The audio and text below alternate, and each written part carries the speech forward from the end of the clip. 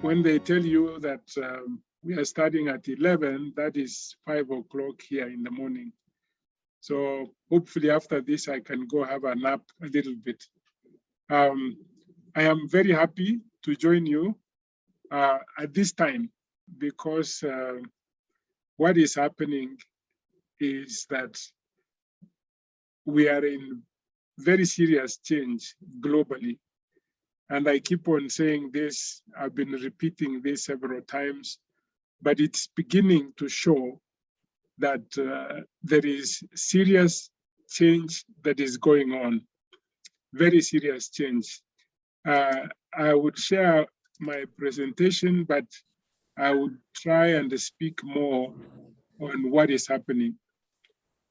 As we were beginning change, I mean, from 2018, then serious things happened, which is COVID.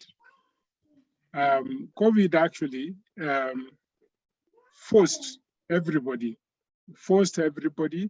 to accelerate, to live differently, to learn, work, socialize, shop, worship, collaborate in different ways. We actually don't know whether we are going to come out of this new normal. We may live in this for a very long time because most of us know that the AIDS virus, which people thought that would be eliminated, is still around. And that means that the COVID virus may actually live longer than we expected it to live. That does not mean that we abandon everything we have and wait until the end. What it means is that we need to reset and begin to think differently. It is a watershed moment for digital transformation of business, where we need to create new businesses and revenue models. So the rules of success actually have changed, and we are more reliant on harnessing the power of digital models to create new value and experience. This is actually very important that previously we used to talk about the young people, if they have to succeed and create wealth, they need to look at problems and provide solutions to problems. And that is what we call opportunity-based entrepreneurship. But that is changing, that you don't just need to find a problem and a solution. You actually need to figure out how your model will be based on digital. I'll give you a very small story so that you fully understand. And I use almost what we call the bottom of the pyramid. We used to have a couple of women come to university. We wanted to move them out of the kind of enterprises they did, which we call necessity. These are necessity-based enterprises, meaning that you really have nothing to do, but you do something just to earn a living. So they were selling vegetables, and we wanted to see if we can help them. This is from 2018, 2019. So 2020 comes, and the government closes down and says, each one of us has to remain at home because of COVID. And then they called and said, now you people used to tell us, you know what can be done in such circumstances. So we thought through and said, okay, let's go and see and try if we can help. So we met 9 of them in Westlands, and we just thought that if they could use WhatsApp, take pictures, send their supplies to their customers, because they used to have numbers of their customers. So they did send. Just before we finished the training, the orders started coming in. The next question is, how do we take this to these customers? And we thought very quickly and said, okay, let's get some boda and see what they can manage using Google Maps. And very quickly, even before we left the scene, the guys delivered and they were back asking for more to deliver because now they were conversant with Google Maps. Within 2 hours, we actually created an e-commerce platform. The good thing is these women went around and have been teaching many other women. About 6 of them have left the market. Now they are operating from home. They are able to do other works at home while they get the vegetables in the morning, send to their customers, and actually earn more than they could have earned. This is Mama Mboga, who digitalized and is a digital native now, working digitally. It would be shameful of us, some of you are very young, that you could be looking for older business models. I know, for example, the new solution, I don't know, some of you have looked at the super app from Safaricom. It's going to completely turn business upside down because they have realized that business models are changing, they must be in that space. So even yourself, as you craft your new businesses or you develop this, because it's a must, there is nothing you can do without digitalization. And I say this because of this revolution that has come. Whereas the first one, we just looked at mechanization. The tractors were created for us to use in the chambers. And then the assembly line in the second industrial revolution. The third, computing and internet, we saw that because Kenya participated with M-Pesa in that space. Now we are in a much more confused state. Yeah, there is cloud computing, there is mobile devices, there is augmented reality, which is transforming everything, Internet of Things, big data analytics, smart sensors, 3D printing. So what this means to you is that there is a ton of solutions that can help you create wealth. The question you need to ask is that, how do I put this in combination in order to create wealth? And then that is where help comes in. The good thing also, there are so many programs online. There are so many free knowledge online. So meaning that you are at the stage where most of us never had that opportunity, that you can decide to do anything out of these technologies that are emerging. I know, for example, there is gamification of things. The sports, if you look at the Americans, they make a lot of money from gamification of their sports. Look at Kipchoge. I just sent a tweet as we were discussing that the guy who made the Kipchogelet, which is a chocolate under Kipchoge, is clever. They're taking advantage of that marketing to be able to market. So we actually need to think very quickly and see which areas do we begin to exploit in that space. For us to do that, you see, number one up there is digitization, integration of value chains. You can learn from what Twiga Foods is doing now. There are several other companies that are coming in that space. Number two is digitization and the product and service offerings. This is what we did with Mama Mbogas. You can look at areas where you can do that. The third is digitization, digital business models, and customer access. So when I said the super app, which now almost creates the entire chain, you can actually advise businesses on how to leverage this to move out of cash and be able to do different business models.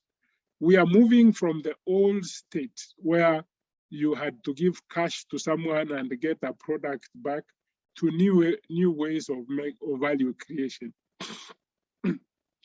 this can take long. And if we had enough time, I could spend a lot more time in that space.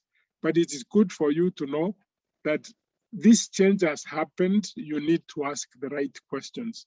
So what model? How would I get my money?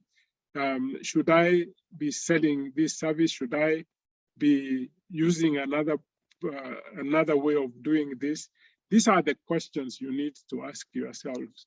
And then it's very easy, because I've been working with many of you in many ways of monetizing some of the services. It's a big topic. So what is happening? The question you should ask is, innovation, we are in a very disruptive period. There is innovation every corner you turn to. But what we want to avoid is the mistakes we made before. During internet, we kept on saying, oh, there is something called internet. You have an address and send and whatever. We never thought about how can we monetize this new big disruptive innovation. We didn't.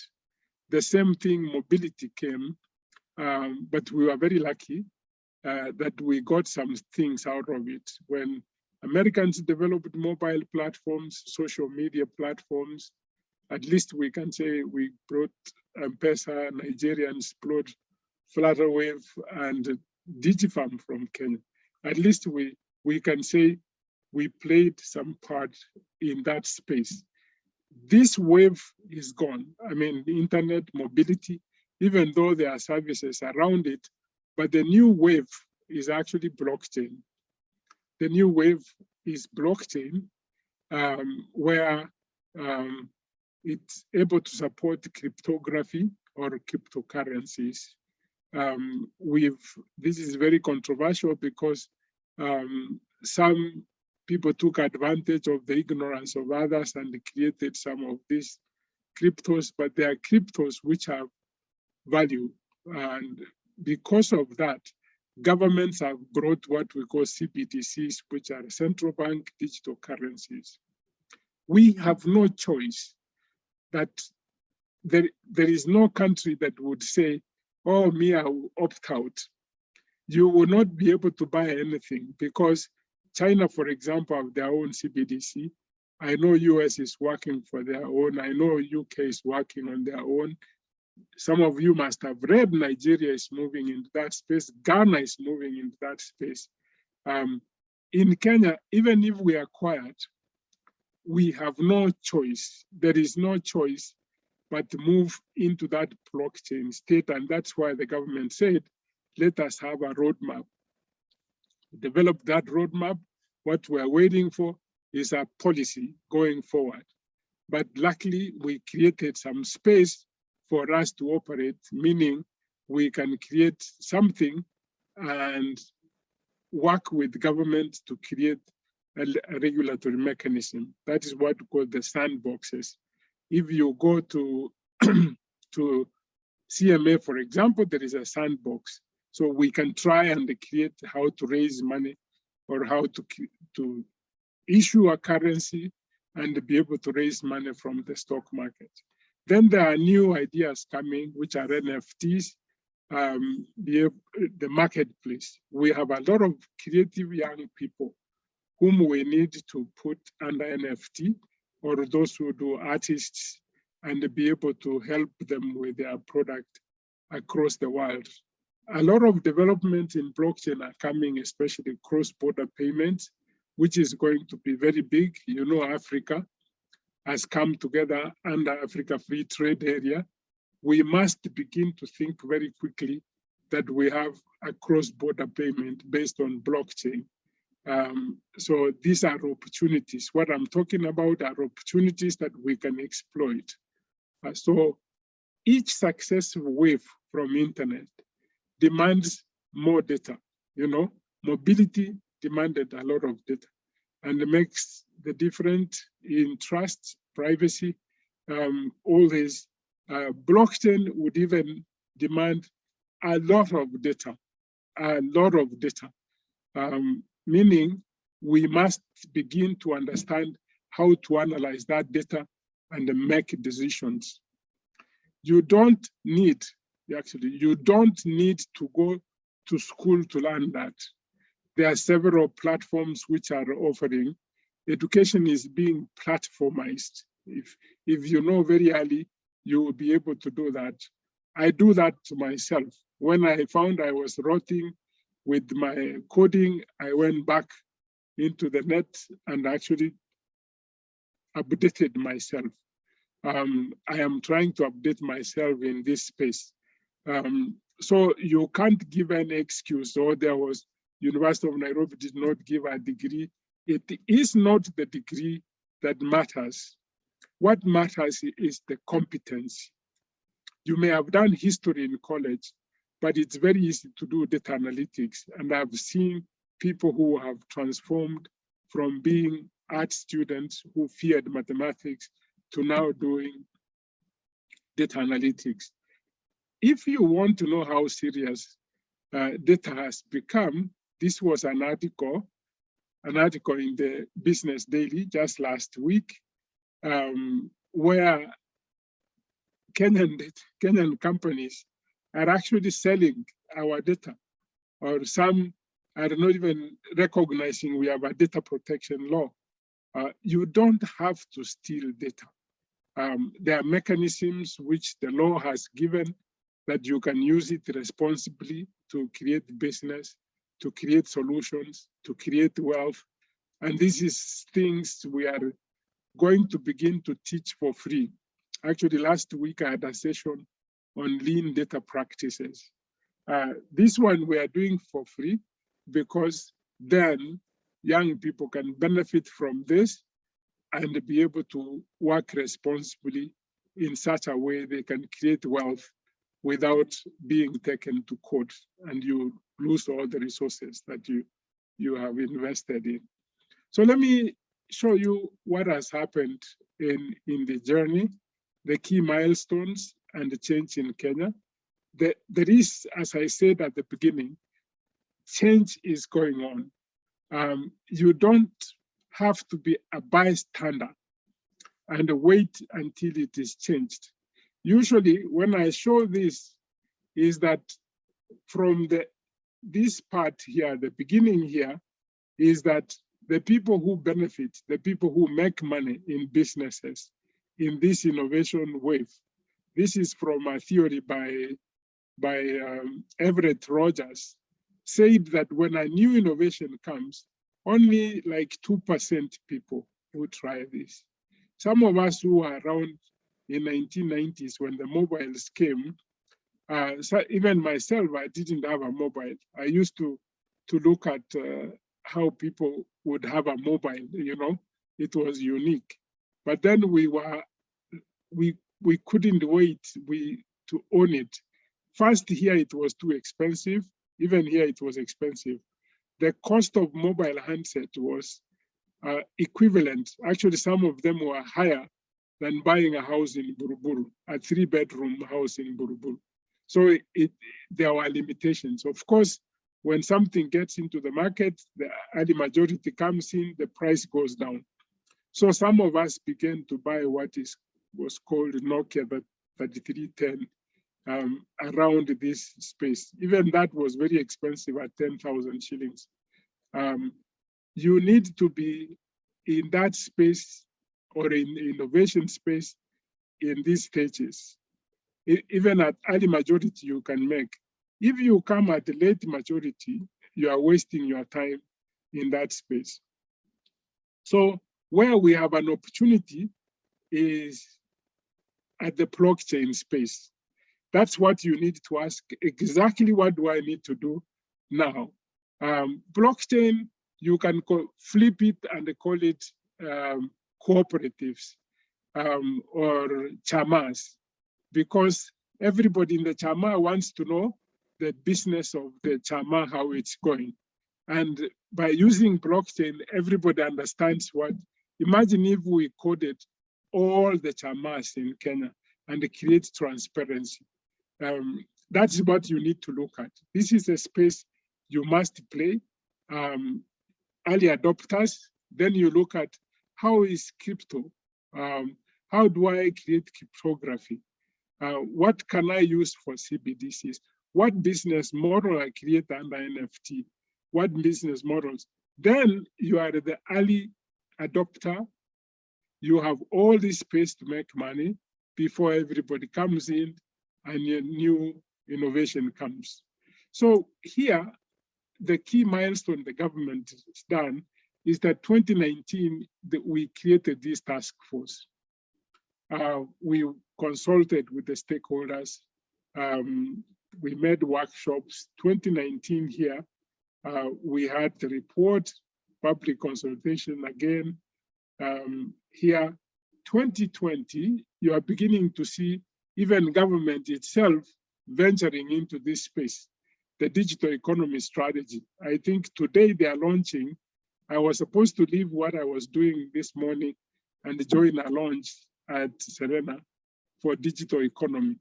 Even government itself has recognized that space, that we are moving that. And of course, many of the government services are going digital, you know. A few years ago, passport was complex, ID was complex, but that has been simplified because of digitalization, which is a mega issue now. Then Kenya National Digital Literacy Program, which we have taken for granted. We need people to join this program. Even if you know IT, you can join this program at an advanced level because there is basic, just operational, just to use like your smartphone and other things. There is a medium level. There is also another level for a higher level for leadership. So you actually, you sort of need to be there. But what is happening at a very, very high speed is the application, AI applications, one of the technologies that is there. Even there is a course which I teach, I co-teach with somebody. It's called Competing in the Age of AI. You cannot compete in this country today because almost every product has AI woven into it. So you actually need to understand that we must begin to develop solutions in that space. So the launch of the competence-based curriculum in Kenya is very key. This is going to leverage AI, by the way, in adaptive learning. If you don't know, you can try a school called Mshule, which has gone into that space. Then you begin to understand what the future learning is going to be. Everywhere in the world, they want to move this. Then we have cyber crimes, start misusing of AI, abuse of politicians, they got very angry. Then there is now intense debate about regulating technologies. You saw even central bank and treasury, they brought a bill on how to regulate lending platforms. Those platforms have become smarter. That's how they're able to differentiate and say, this is Lorraine and this is Ndemo. They will look and say, Lorraine, when she's given money, she pays back, and Ndemo doesn't. So my credit score is lower than Lorraine's. Then Lorraine is capable of getting 50,000. I can only get 5,000 because of my behavior. That is AI that is doing that. So we need to understand that and begin to get into that space, or else someone will do it. Like now we see Tala, which is foreign. We see Branch, which is foreign. At least Fulisa is local. And you are going to see many more ones come. We are not able to venture in some of those spaces because we have not developed the capacity to develop the credit score. So that's another area, education, which is now very necessary for us to be able to compete in the world. Actually, they are going to get into every product. It's going to be easier. It's going to digitalize the economy. And that by making it easier for us, it makes it harder for us if we don't have that capacity to play part in our own country. Because you are seeing foreigners who have understood this, they have moved very fast. Even our universities have not switched off from the old systems of teaching to prepare us for the new world which has emerged. It's not emerging anymore, it is emerged, and it has been forced to move into that space because of COVID. And the COVID, as you can see, we are recounting waves. We had first wave, second wave, third wave, fourth wave. It may continue this way, meaning that we just have to reset and begin to say we would work within this space and we would work remotely, whether work in the office or any other space. So I want to, I showed that. So the applications I was talking about, fintechs, artificial intelligence and machine learning on credit scoring, I've said something. Health, for example, radiology, in decision-making and training, it is being used heavily in this. Once an X-ray is taken now, they can share it globally, and they, from other parts of the world, they can say, we have seen this and this is how we treated it and stuff. So it's changing. Education, adaptive learning, I said, Schule, agriculture, high yield farming, startups, say DigiFarm, for example. Transportation, intelligent transport systems are being put in place. Customer relations, you have seen chatbots and the widespread use of AI in audit and the back-end jobs. It's just a few that I've listed. I am not saying that we are going to have this. This is in practice now here in Kenya. And then we have young people who have been coding, whom we need to convert quickly. They get into this space so that it is not just foreigners who are doing it for us. So we move to the regulatory landscape, which worries everybody. I work with OECD very closely. And we know any country says they want to move to regulate, because usually regulation stifles innovation. So if we rush, like we are saying, we want to regulate these payment platforms because they are using very complex AI, you actually don't know what's happening. So you either create a sandbox, work with them, understand it before we talk about this. So what is going to happen is there is a wave of AI ethics and guidelines which are being published in order to maintain social control over the technology. I would say we shouldn't rush to the regulatory mechanism. I think we need to allow to understand how these technologies are going to pan out before we move into that space. I say this because this is why I say that here, that in OECD, we created AI principles, which are global initiatives. AI should benefit people, the planet, and the driving inclusive growth. That's how it's supposed to be. Sustainable development and the well-being of the people.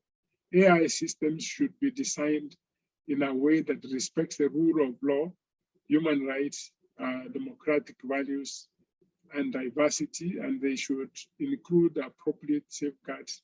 For example, enabling human intervention where necessary to ensure a fair and just society. I've seen even in Europe, they make mistakes with AI. I think we were in Germany once, and as we were being shown this, I went by, the system did not see me because it was not trained to recognize a Black person. It was very embarrassing. So this is why these principles were created. There should be transparency and responsible disclosure around AI systems to ensure that people understand AI-based outcomes and can challenge them. So AI systems must function in a robust, secure, safe way throughout the life cycles, and potential risks should be continually assessed and managed. So organizations and individuals developing, deploying, operating AI systems should be held accountable for their proper functioning of them. Of course, soon you are going to see, especially, I know government of Kenya, I was in office when the cameras were deployed. I think they are going to bring more complex cameras, and they are going to change, for example, the car number plates so that they are machine readable. That is good in order to change behavior. Because partly the traffic jam in this country is not that we don't have the roads, but it's out of behavior, where people want to be ahead of everybody, and then you clog the roads. So there are some things which are good, there are some things which are complex with AI. So we need to be aware of these things and be able to bring to help this country. But in general, what I'm trying to say, there is no period in time when we have new technologies that create jobs, that create wealth like we do today. I hear people criticizing that robotics and AI would eliminate jobs. Just go to Mombasa Road and see by Samia Park. There are thousands of young people working in AI. Look at the problems we have with our languages. There are thousands of people in South Africa creating the natural language processing, something which can employ so many young people, so that we create an opportunity for everybody to preserve their language, to be able to talk their language, to be able to talk to others in their language they understand most. So we have many, many, many, many, many jobs that are being created, which we must begin to understand before we begin to criticize the technology.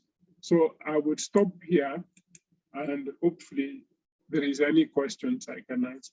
Wow, thank you very much, Prof. It's always a pleasure listening to you. You end up learning a lot just listening to you. So allow me to quickly introduce our moderator, who I know has many, many questions, and she will take us to the next stage with our panelists. So please stay on, Prof. Allow me to introduce Linda Mbaisi Chavuya. Linda is a public relations and communications specialist with 10 years cumulative experience in PR, digital marketing, corporate brand communication, and skills extending from the media, member-based organizations, and non-governmental organizations. Linda holds a Bachelor of Arts in Communication with specialization in public relations from Daystar University, and a diploma in mass communication, radio production, option from the Kenya Institute of Mass Communication. She previously has worked at KBC, Nation Media Group, Path, RealForge, Media Monitoring, and most recently, Performance Rights Society of Kenya in different roles. She's currently in charge of PR and programs communications at the Cereal Growers Association of Kenya, CGA, and her work at CGA is a member-based organization that works with cereal farmers in Kenya, entails and not limited to reaching out to young people through strategic communication with an aim of making them realize their potential in the agriculture sector. Linda consults through her own PR agency, Hans JPR and Communications, which offers business support services to startups seeking to solidify their online presence. From time to time, she offers mentorship and career guidance to young communications professionals. She is a member of the Public Relations Society, PRSK, with a keen interest of trends in PR and communications management in Kenya, Africa, and globally. Ladies and gentlemen, welcome Linda, who will be taking us through the next session. Karibu sana, Linda. Thank you so much, Lorraine. Thank you for inviting me to moderate this session. I hope you guys can hear me loud and clear. Daktari Professor Bitange Ndemo, asante sana. Your presentation was very eye-opening, and I hope that we all are taking notes. I'd like to take this opportunity to welcome each and every one of you to this webinar. We are talking about ICT, of course, in the morning I had a few challenges with logging on to my Zoom app, but I'm glad that we are fine. I wouldn't want Professor to leave just yet. We'd like for you to stay through the conversation, perhaps respond to a few questions that our audience might have for you, especially in the areas that you've tackled. I love that you've mentioned the effects of COVID-19 on the ICT and the innovation part, not only in Kenya, but in the whole world. So we will be having a few panelists,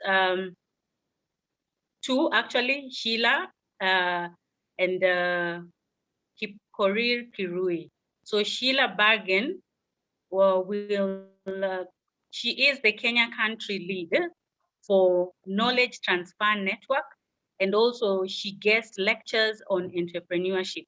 So I feel like this is her area of interest, and she will be giving us quite an insightful discussion today. So Sheila is also an ecosystem builder, a co-creation of policy enthusiasts, startups, and SME growth enabler.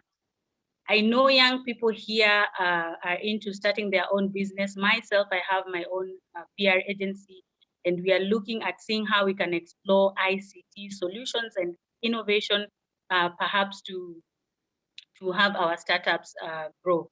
So she's also a community convener, innovation and strategy specialist. She has 12 years plus of experience in entrepreneurship, innovation, technology in Africa. And she holds a master's, an MBA in global business and sustainability, impact entrepreneurship, and also a master's degree in management. So Sheila, that's a very, very impressive bio. And karibu sana, perhaps you could start off by giving us your opening remarks to this session, as we hope to introduce Brian in the next session. In the next minute, kindly give us your opening remarks and why this webinar on ICT and innovation is important. Thank you so much, Linda. I hope you can hear me. My name is Sheila Birgen, and I wear several hats. One of them is what Linda has mentioned. I am the country lead for KTN, which is a knowledge transfer network. It's a UK-based organization. They're setting up in Africa. They're in 3 countries now. Our focus is to bring different stakeholders within the innovation ecosystem together. So we bring academia, investment, entrepreneurs, and governments together. I am also the the MD for Founders Institute chapter in Nairobi. So I work with startups directly. I've been doing this for 12 years, initially with iHub and MLab, and I just joined recently KTN. And I also run my own agency called The Code, and we work with I4Policy, which is a policy co-creation organization within the continent. So I've been involved in startup acts in 14 countries now, notably with Senegal that was passed.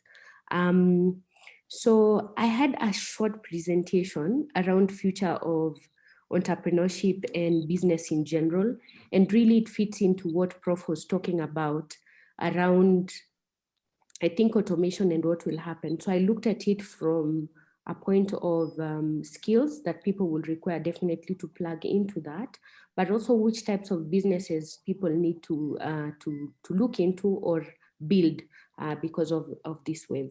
So if I can share my screen, can you see my presentation? Business trends and changes, yeah? Yes. Yes, we can. Yes, Sheila, we can.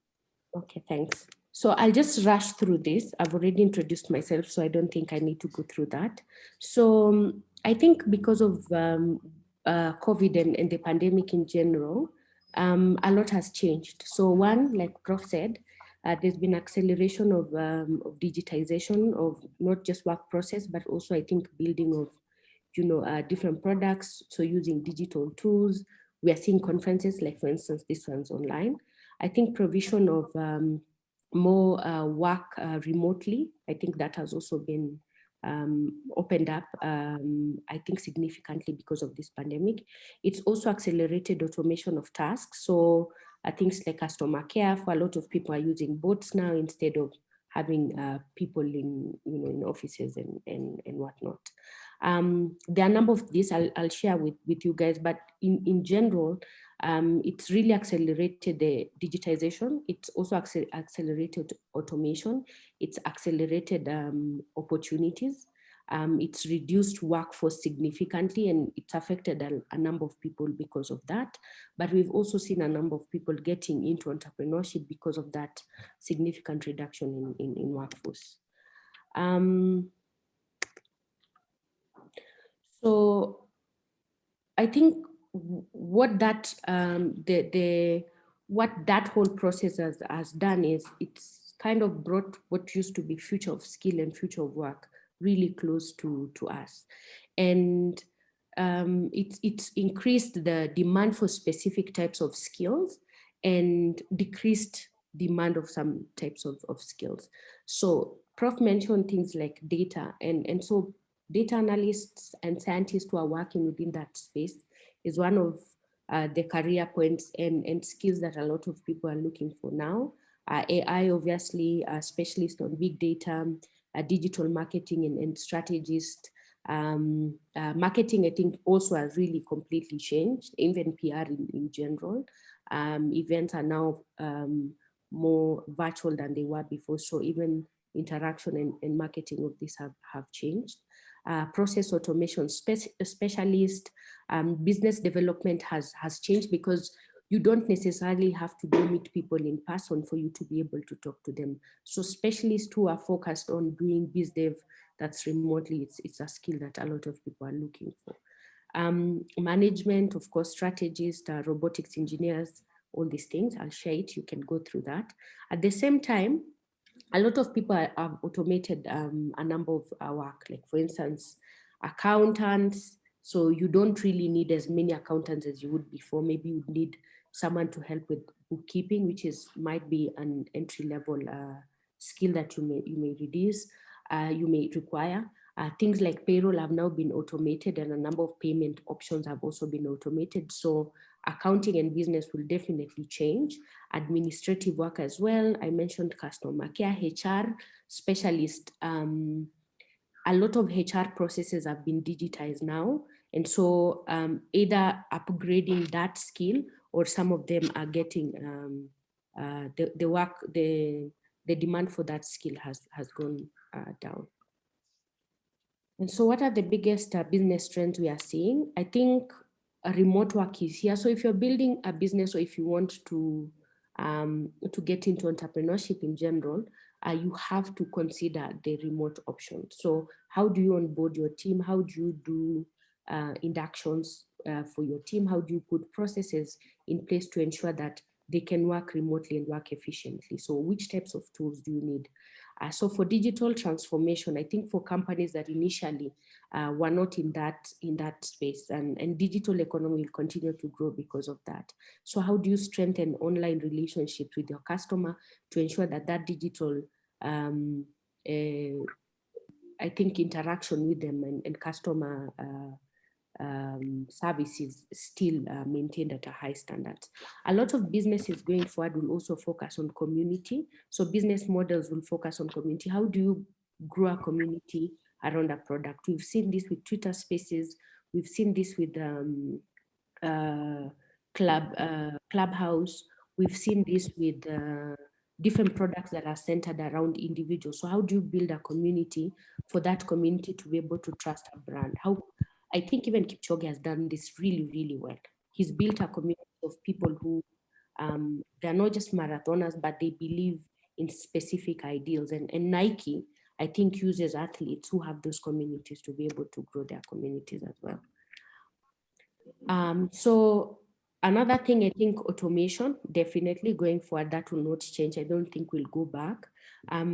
Focus has changed from just looking at local markets, but now people are opening up to global markets. So even when you start your your business, no matter how small it is, you don't really lock it to this area unless it's an offline business. If it's a virtual business, then you look at how can I capture as big of a market as possible. I think emerging and redundant job roles will definitely keep happening. I think there will be a number of new jobs, like for instance, you'll have people who are paid by, for instance, 7-star, 5-star hotels to be able to be like photograph concierge for influencers. So when you travel on vacation, they can give you someone who's specifically attached to taking your pictures and editing and things like that. So we'll see very different types of jobs. And as entrepreneurs, you have to always be cognizant of that. So generally the future of work and future of entrepreneurship really, because you have to understand that skill set and that type of market that we are going into, as well as types of products that clients will need for you to be able to build, I think, significant or meaningful businesses. So definitely looking at business strategies. How do you as an individual, either working for an organization or an entrepreneur, grow that skill or ensure you have that skill within your business? Talent planning. So you have to know, okay, we might not need these people, but we need to replace them. Is it better for us to let them go, or is it better for us to upskill them so that we can still retain them and have them still work for this organization but with new skills? If you're planning to hire, where do you hire? What types of people will you look for? Will CVs and, for instance, previous things we used to look for when we are hiring, will they still be important? Maybe not. So those are some of the things you need to look at. You have to ensure you have learning and innovation within your business. So ensuring that the team's skill constantly keeps getting upgraded or upskilling. Like Prof said, even him, he still has to go and upgrade his skills. So for your team, you have to obviously plan and ensure that that is incorporated in you as you're growing your business. Work environment has gone remote. So how do you still ensure that people don't overwork or people are not working at all because you cannot have access to seeing what they are doing? So how do you create a work environment that's enabling, a work environment that's good to work in, and a work environment that will promote efficiency in your team? And that, I think, will fit into making sure that you provide good employee experience as an entrepreneur. That also means that if you don't create some of these things as an entrepreneur, then it becomes really difficult for you to retain talent. And that's really costly, because now you have to go back to strategy, you have to go back to planning for talent and hiring. And that takes a lot of time and money for a business. So in general, digital channels and engagement will quite be very important when you're building a business. Automating your customer service and experience to ensure that it's centered around good experience for them, but also incorporating feedback from them so that they feel like they're part of that community you're building. Then constantly build on that community around your product or service to ensure that there's brand loyalty or product loyalty, and for you to be able to, I think, retain your customers, but also grow your user base. You have to take advantage of tools, different digital tools, to ensure that they promote efficiency in work, and also to just reduce the workload that you have on your team. Reskilling for skills that you might not need, upskilling for skills that they have, to upgrade it to what is currently needed will definitely be important. Collaboration instead of competition. You've seen a lot of companies, I think, globally working together. So I think now even people you might think are your competitors, you have to look for synergies and potentially ways of working with them. I need to mention let me just go back, sorry. I need to mention the gender bits in all of this. We've seen a lot of women in general getting into entrepreneurship, even though the percentage of women in entrepreneurship is still significantly low. The same would be said about financing, for instance, is still significantly low. But also we've seen with a type of data that companies that have been started by women tend to succeed more. So I think in as much as there are challenges with entrepreneurship in general, is slightly harder for women. And so if you're building a business that also focuses on that, you have to make gender specific alignment. There are things for instance, you cannot, if it's a physical space, you cannot ask your employees to work late if you're women, if you're not providing security and things like that. You have to have, for instance, sexual harassment for both genders, policies in place.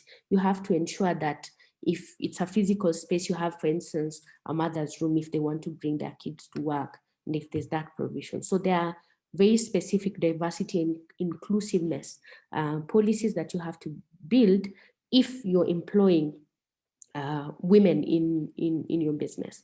If you're a woman building a business, you also have to put that in place, but also be very confident. I think most of us are always a bit held back, and sometimes it's because of our culture, because we tend to be yes, but or no people with a lot of excuses and apologies. So we have to be a bit more confident in businesses we are building, but also taking risks. We are very very calculated with risk. I think taking more risks for women in general in this sector will also be something that we definitely need to do. Back to you, Linda. Thank you. Thank you. Thank you so much, Sheila. That was a very, very interesting way to begin the conversation.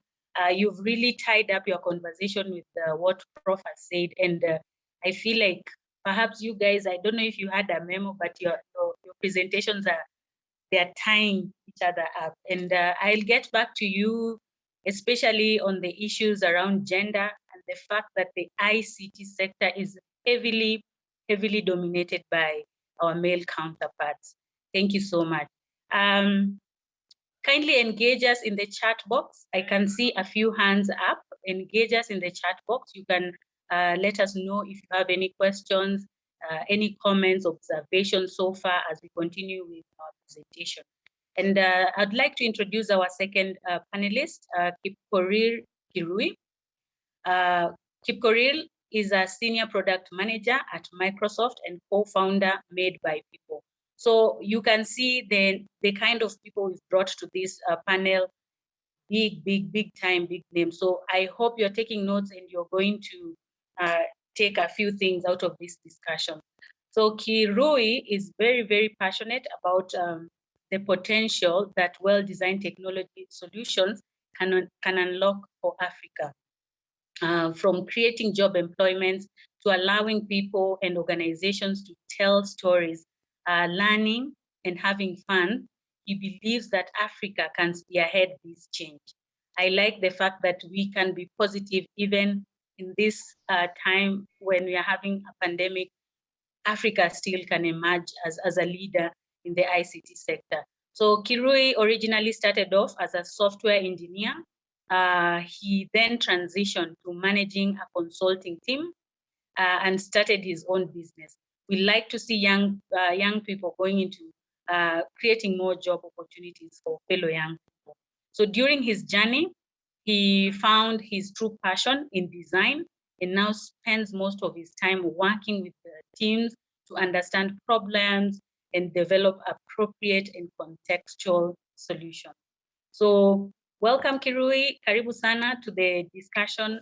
Kindly give us your opening remarks. Let us know why this conversation is important to you as a young people, and especially with the young audiences that we have today in this virtual. Asante sana, Linda. And sorry, I can't do video call. I'm not in the best location for that. It's a huge privilege to be part of this conversation. And it's particularly the case for me because as a young person, I was always a dreamer, but it always looked like most things were out of the reach. Just to give a bit of a background, I grew up in a rural community. I grew up in a place called Bomet, basically in a tea farm. And what you had access to was limited compared to what people born in the city had. So my first time coming to Nairobi was actually in primary school. It was a trip planned by the school. And for me, it was like an entirely different world. Like I'd never seen such tall buildings. I'd never seen so many people in the same place. I'd never seen such cars. And at that point in time, I was like, yeah, there's definitely more than where I am now. So how do I access this more? I was lucky that my father really valued education. So he would literally sacrifice everything else just to make sure that we had the best schooling. And I was able to go to Lenana School, which now opened my horizon. When I got into university, I already knew that software and technology in general is the future. Based on the interactions I had before I went into university. So I even got to a point where instead of doing the electrical and electronic engineering course that I'd been called for, I decided to switch into a computer science degree because I had this strong belief that it can open my world. So the reason I'm particularly passionate about the sector is it allows almost everyone to get in with less investment compared to most other professions that you can think about. If you were to get into farming, manufacturing, or even simpler things, you need like a physical asset. You need capital. You need significant capital to get in. For technology, it's a bit easier. You don't need significant investment. There are a lot of learning tools out here that we can leverage, and you just need your time. So from a boy who grew up in a rural community to now the point where I am, I'm more confident in what I do in life. I feel like my contribution to the world in general is a bit higher than it would have ever been if I had stuck to the traditional careers. From the earlier conversation that we had, my focus was a bit more on careers in technology. And I'll just do the more software-oriented careers. There are way more other careers, but as one of the largest Silicon Valley investors said, software is eating the world. Software is the future. In every aspects of our lives, I don't think we can now run away from software. I don't know if most of us here are old enough to remember the days you couldn't actually call an Uber. You literally had to negotiate with like a taxi driver to get you from point A to point B. But can you imagine going back to a scenario where you have to do that again? I don't think we can. And increasingly, we are seeing more and more sectors becoming technology enabled, from agriculture all the way to even cosmetics and beauty. Anything that you can think about, it can be improved using technology. It doesn't mean we are getting rid of all the other things. We're just leveraging technology to improve how we do things, make it more convenient for people, make it cheaper. So as a young person, or even an older person interested in switching careers or doing something different, now is a very good time to get into technology. And to paint a better picture, I'll briefly talk about my career progression and how I've transitioned between the different things that I've done in my life and how it's actually gotten me to where I am. So I started off as a software engineer, just traditional software engineering, building information systems. It was an exciting part of my career. I got to sit down and really focus on learning that particular trade, getting better at it. We had a large community, especially in JKUAT, of people interested in the same thing. So you'd find that it was called SCOSIT, Society for Computer Science and Information Technology, and we would meet every Thursday just to learn from each other, get better, and then around the same time, we learned about the iHub. So we joined a bigger community. I think actually that's where I met Sheila. I actually worked with Sheila for a couple of years. And we just met more people, learned from them, saw what they could do. And they really showed us the possibilities out there in the world. I spent about 1 year, actually more than 1 year, as a software engineer before I transitioned more into a project management role. project management stroke sales. So basically selling technical solutions to different clients. So let's say you need a system to better manage your employees. Being a consulting unit that I was part of, we were able to craft that and build it for you. It was a significant change for me, seeing that being a software engineer is very, like you sit down and focus on one thing for a very long time. But if you're doing sales and interacting with people, managing customers, it's a very different type of a thing. But for me, it was a new challenge. I was really excited about it. And I was able to rise from a consultant on that team to actually leading the team for 3.5 years.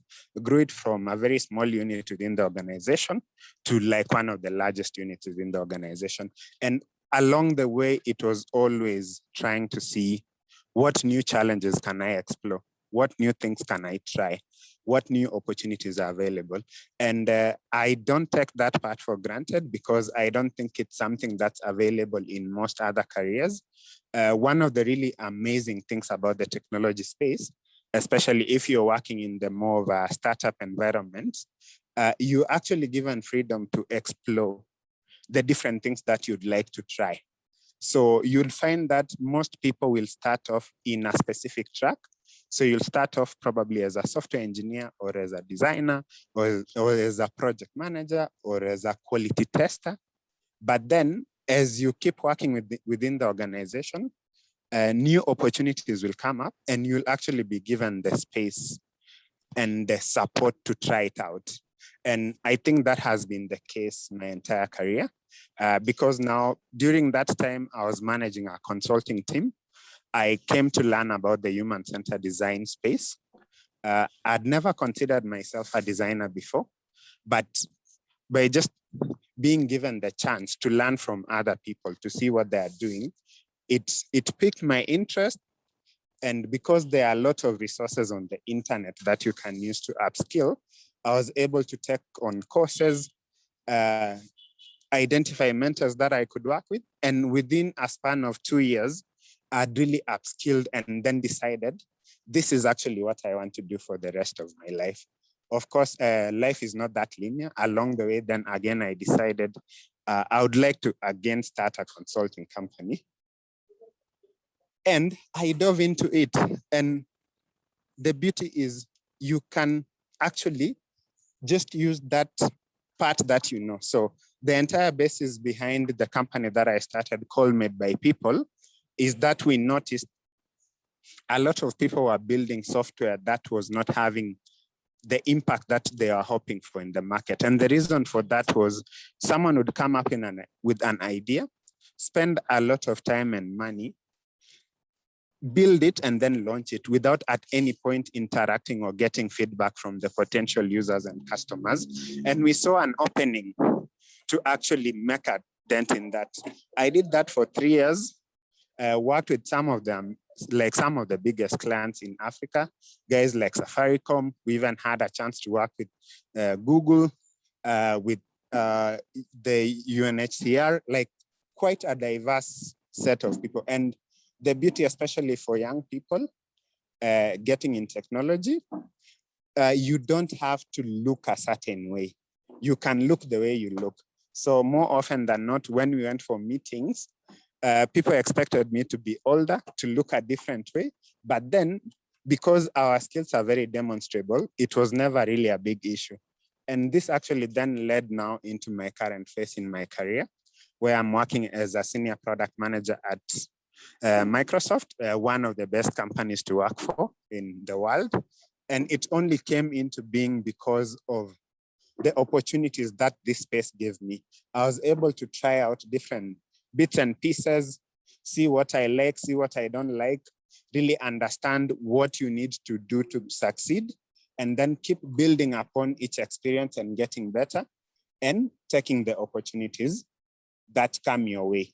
So probably my parting shot would be more to do with, think of this space as a canvas that you can paint it in different ways. There are very many ways you can start. You can start off as a project manager if you're interested more in that space. If you're interested more in the design space, you can do user interface design, or you can be a researcher. If you're interested in software, there are so many options around that. There are very many communities that can support you to get better and to advance everything that you're doing. And seeing that software is increasingly becoming important across the world, it's sort of a good space to be. A friend was joking that, actually, a very good friend of mine was joking that our parents used to tell us to be doctors, lawyers. I think the third one was engineers. Yeah, I think it was those three: doctors, lawyers, engineers. Because to them, those were like the stable careers. Those were the careers that had a future. We've now gone full circle and became our parents. We are now telling all the younger people in our lives to get into technology, because technology is the future of the world, and it will only get better. Our space is really growing, especially if you look at the Kenyan and the African ecosystem. We are having larger and larger companies coming to this side of the continent. The young startups that used to like hire maybe 5 people 3 to 5 years ago are almost at 200 people now. So it's a very exciting space to get into. You can have a significant impact on the world, and I would urge you to give it a shot and see what you can do. Linda, back to you.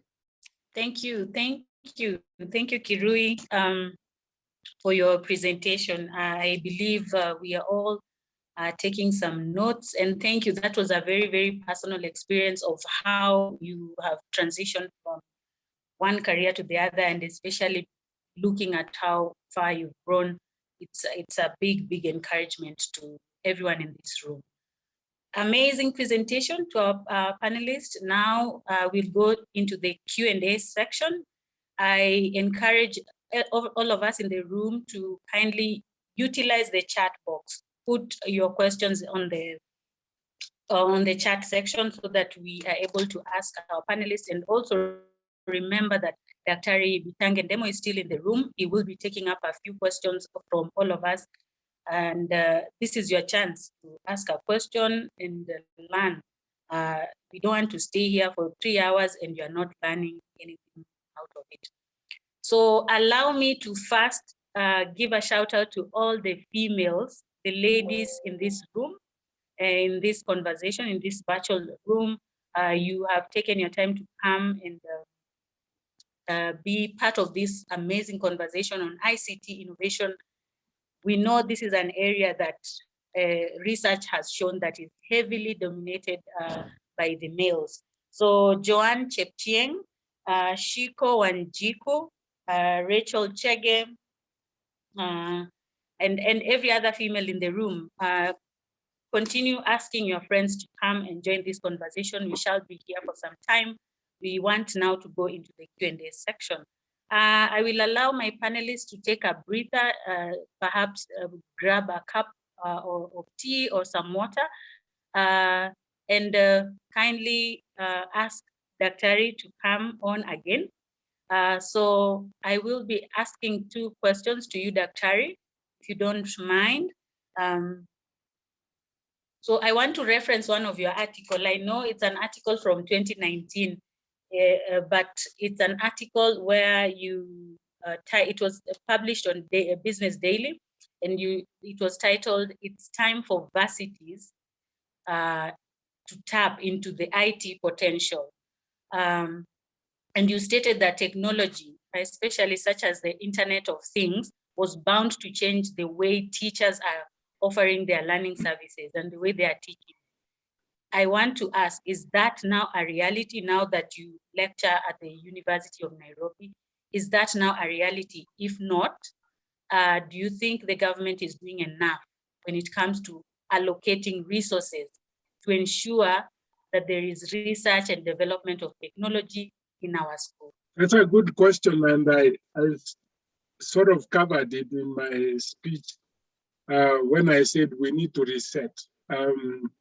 If you look at what the government is doing, it's waiting for COVID to be over and we go back to the old ways of doing things. At the university, we are having a lot of challenges teaching online or remote teaching. And one of the biggest challenges we have is examinations, where we've been asking for IoT so that we can eliminate or minimize cheating. When someone gets an exam online, we can't see the person, we don't know what they're doing with the paper, whether they have handed it to somebody else to do the exam. That's why I said we need to reset and develop appropriate technology. Luckily, several platforms are developing how to take exams using IoT, meaning they can actually see you, they can see the actions that you are taking, whether it is the person who has registered to do the exams. So we need to reset and say there is no other future other than the new normal, and we adopt that. There is nothing you can do. There is nobody who can tell you when COVID would be away. But my view, and I've said that, we need to utilize technology heavily, like we have moved to a new space. Because foreign universities are investing in that, meaning that you can take a course in any country, and as long as they have your facial recognition, you can be able to take exams just like any other students taking exams on the other part of the world. So we need to reset. Thank you so much, Daktari. I agree that indeed we need to reset. However, we continue to say that we need to reset. Are we actually doing that as a government or as a nation or as Kenya? Because if you look at the platforms that you are using, for instance, Zoom, it's not Kenyan made.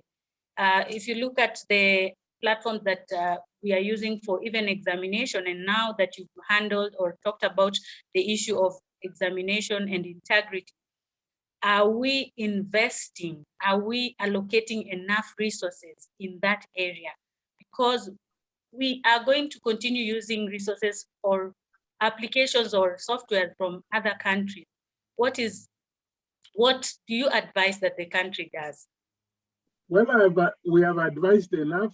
What happens is that I started my speech by talking about that the best entrepreneurial opportunities where there's a large problem. And this problem, if we don't solve it by ourselves, someone would solve it and make a lot of money. And if you look at, I think it's Google Classroom, they are beginning to deal with it, knowing that I think we are not going to go back. Let us create a scenario where you have control of the students as they take their exams. So our part of the world, we are thinking, oh, someday this thing is going to go away, maybe by 2022, so we go back to doing, even KCPE, even KCSE, we must begin to think how we are going to administer exams and forget about these things that, oh, it's going to be better, they're going to sit for the exam. You find yourself with a solution from somewhere else. Thank you, Daktari. I will now go to Sheila. Sheila, you've mentioned the challenges in your presentation. You mentioned a lot of challenges, especially when it comes to entrepreneurship and the ICT and the innovation part of it. Is a career that a lot of females are shying away from. You as a female, I read your bio and I feel like you really accomplished a lot. How can we advance and promote ICT among women and girls here in Kenya? I think I've come to believe in ICT, you are not invited, you have to invite yourself as a woman. My background was in communication. My first degree was in communication, but I wanted to do computer science. But that class only had 3 girls. I was very shy, so my dad said, no, I'll not survive in that class for sure. So I had to change. So he thought maybe I would be better in, if I was a news anchor or something like that, where he thought there was really few interaction with people because I was shy. But for me, I really still wanted to be in ICT. So most of my friends were people who are still doing computer science, and they taught me how to code. initially I just used to do websites when I started, when I was in campus. And I think that's the biggest, initiative has to come from you as a woman first. But two, we get a lot of guys who are always discouraging of women who get into the sector. You know, they are not patient enough. They want to code at night, and you have to be at home at night. Maybe if you have a family, especially if you're slightly, maybe over 30, maybe you have a family, you cannot really do some of those things at night because you have to take care of your family. And so that kind of puts you at a disadvantage as opposed to other people. But on the flip side now, there are a lot of opportunities online for you to learn, to teach yourself, to look for communities of women who would support you in a career in this sector. But once you get in, it's a brutal sector for women, I believe. You cannot be average. You cannot be even a bit mediocre because they will consume you, maybe mean to you and things like that. So as a woman, you always have to constantly upgrade your skill and be well informed in the sector. And that's why, even though there are few women in the sector, majority of those few women are actually in senior roles in the sector as well, because of just that element of this sector constantly pushing you. A good thing also with I think ICT in general is because there are very few women, there are very few products that have been tailored towards women. And so most of the products, even though they've been built for women, they are not necessarily for women. And so they still have a lot of gaps in those products that there is definitely, opportunities for women to build businesses, build products, build tools that are very specific and centered around women. So there are also more opportunities there. What I would say is this: one, just get in the sector. Two, get communities of women within the sector. They are very supportive. I'll tell you that for sure. They will definitely guide you in the sector. And then teach yourself. There are so many tools. I mean, the things I have learned on YouTube, for instance, not even very complex platforms, just YouTube. There are also courses online you can do. There's Coursera, there's Udemy. There are a number of places. Even Google has one now that they provide. So entry-level courses, but you also have to constantly train yourself. So say, for instance, I'm coding a particular product. Can I build myself a product for me to be able to understand what steps I need to take when building a product? Ask questions, ask for help, and constantly build your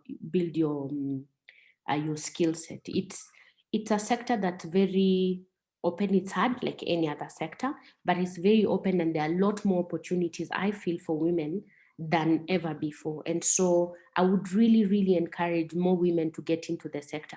And you don't have to be 19 to get in. You don't have to be 20. You can be 29 and get in. You can be 34 and get in. It's not a sector that will say, oh, you're too old or you're too young. No, get in at the time you feel comfortable and convenient for you to get in. There's just opportunity for everybody to do that. Wow. Thank you, Sheila. Coming to you, Kirui,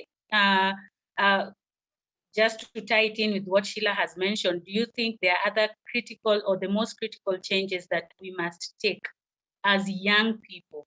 We don't want to continue asking the government to please do this for us, do this for us. What are those critical changes as young people that we must take to face this very innovative future effectively? So if you're facing any issues, especially if you're getting in as a relatively younger person or as a newbie, it's very easy for someone to just help you. Like it's not like the other careers. And I even saw it like when now people are talking about the crypto space and all that, a lot of people are pushing back that if it was actually genuine, people would not share that info. But that has never been a feature in the tech ecosystem. People are generally open and they are very willing to help. So keeping that in mind.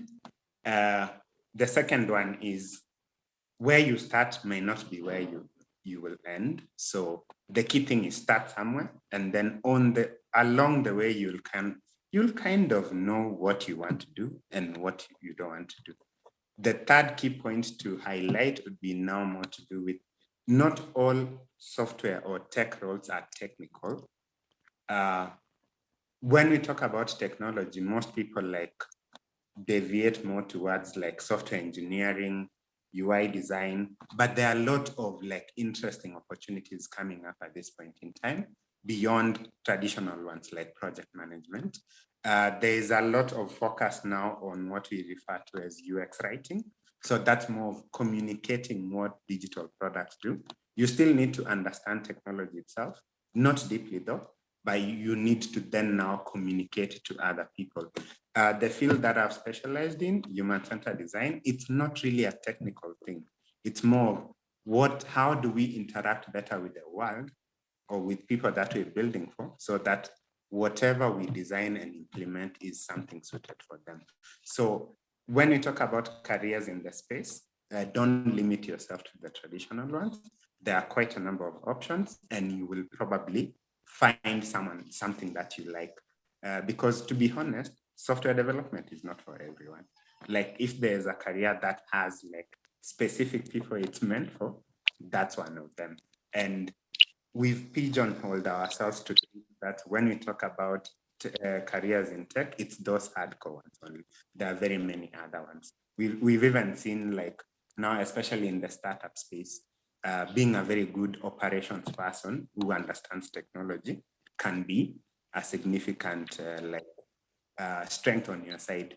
Being a very good digital marketing person, like traditional careers, but focused on tech. So that's also the angle that you can look at, but start fast. Exactly. Staying with you, Kirui, just stay with me. You've mentioned digital marketing. There are so many new careers that have come up thanks to ICT and the new innovations that we've had in that area. I know these careers, young people would like to take them up. However, they are still there's that little discouragement of entering into that space, the ICT industry space. Why are they not pursuing more of these careers?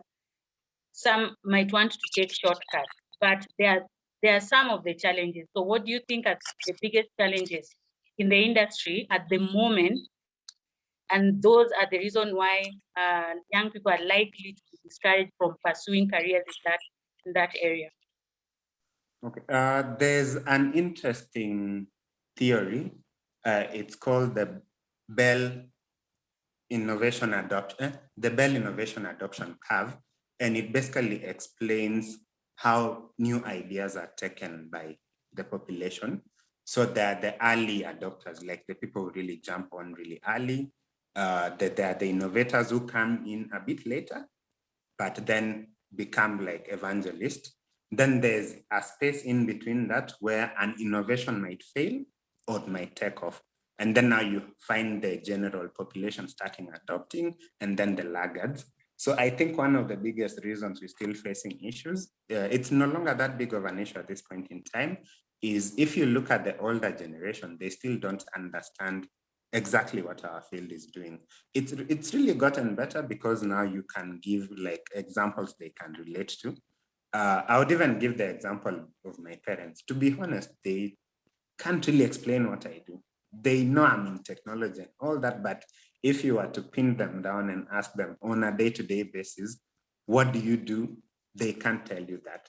So for what I would advise you as a young person, one, the trends are there, like technology is the future. It's a good bet. So go by your conviction and go for it. Keep explaining and getting the older generation to really understand like what the space is about and why it's important. And it will only get better because we are getting now more of the larger tech companies coming into the Kenyan ecosystem. So it will also create that visibility and really show people what's going on. The parting shot is actually from a question that was asked to Elon Musk. I don't know if most of us are familiar with Elon Musk. Basically, someone asked Elon Musk what motivational quote or like would you give someone who wants to be an entrepreneur? And Musk was like, if you want a motivational quote, don't be an entrepreneur. It's one of those things you go by conviction, you go all in. And the beauty is the skills are transferable. And I've seen it happen a lot in the tech industry, where someone started off a career in tech. They really didn't love the space, but they learned a lot and then moved more into maybe banking or like the more traditional industries. Yeah, so you can't really rely too much on what they say.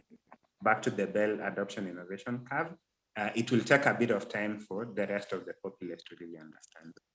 Thank you. Thank you for those insightful remarks, Kirui.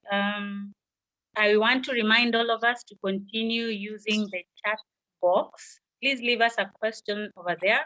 Perhaps you have something pressing and you'd like it addressed by our panelists and also our keynote speaker who is still around with us. We look forward to responding to your question. So Sheila, we are in a pandemic. The whole world is in a pandemic, but we cannot continue to blame COVID-19. So we need to move past it and also to find solutions on how we can continue to advance, especially in the ICT sector. So who in the country do you think, or which industry in the country is making great advancements in the ICT sector, and what are they doing right? Wow, that's a heavy question. It's packed in several ways. So I think some industries are making headways by force, like health. I mean, there's nothing they can do now. There's a pandemic. They have to have innovation within the sector. Same thing with education. I think last year, if anything, we were forced to actually look at options for education in that sector. And also from not just looking at the options, but also kind of forcing us to adopt. Even people in rural areas, they did not, even if they didn't know, they had to know, you know, what these online tools for kids to learn. Secondly, I think it opened up a lot of our, I feel like this pandemic has been a curse, but also a blessing for this continent because of our cultural shift in acceptance of technology, especially in rural areas for education. Because technology has always been looked at as a place where kids will get spoiled. You know, they will go online and learn things that will spoil them. But now they are looking at it as a place where kids can also go and actually learn what they think you must learn physically. So I think in that sense, those two sectors, I think, have been forced to. I think manufacturing as well. A lot of people have gone into manufacturing also because of what is happening. Not necessarily gone into innovation side of manufacturing, but regardless, the industry has been, I think, accelerated.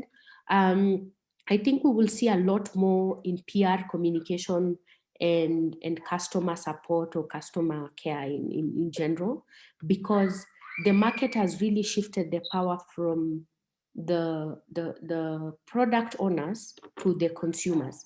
Because a lot of consumers are going online, they have a lot more options. So if you slack, they leave. So it's really forced a lot of businesses to be more user-centered and approach, you know, the different products or services they have from the eyes of the users, from the feedback of the users. So we'll see a lot more. I think the question you asked, Kirui, on, you know, why people are not changing to those skills, because of education. I mean, we don't have a digital marketing course, for instance, as a degree yet in public university, for instance. It's not taught in high school. So education will definitely catch up with the innovation in this sector at some point. But I think the skills of the people who are already in the market or slightly getting into the market now will have to change because of that. So you have to understand, if you're doing comms, you must have a digital marketing knowledge now, because how am I hiring you? For you to come and write press releases only? There's no point. There's really no point if I'm hiring someone to just write a press release for me. I want someone who understands how to organize a virtual event. I want someone who can do even social media ads and explain to me what engagement looks like, and that's comms. So you have to have some aspect of understanding the ICT space in each of the industries, regardless of which industry it is. Even traditional industries, like people who are selling honey, now they have to sell honey on Facebook. So you have to know, how do I take pictures? How do I edit that picture to make it, look good for my customers? How do I need to respond to the customers as fast as possible? Where do they pay? How do I keep my records? Things like that. So I think ICT I think it should be a course like the way we were forced to do maths, English, Kiswahili. ICT should be the fourth one, because I think going forward, there's really no other option. In all the sectors, I think it would definitely be there.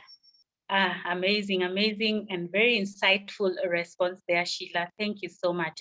So I want to remind us that on the chat section, there is a feedback form that all of us are meant to fill. Let us know, how are you finding the conversation? Is it helpful?